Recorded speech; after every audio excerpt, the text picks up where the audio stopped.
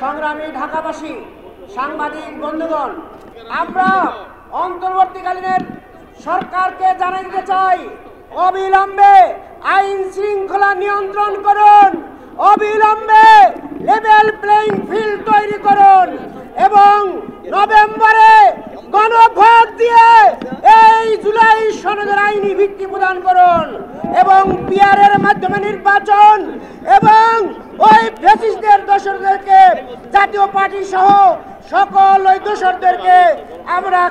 নির্বাচনে অযোগ্য ঘোষণার দাবি সহ আমাদের এই 5 দফা দাবি আদায়ের জন্য সবাইকে ঐক্যবদ্ধভাবে ভূমিকা রাখার উদ্যত আহ্বান জানিয়ে সবাইকে ধন্যবাদ জানিয়ে আমার বক্তব্য এখানে শেষ করছি। এখনই মিছিল শুরু হবে।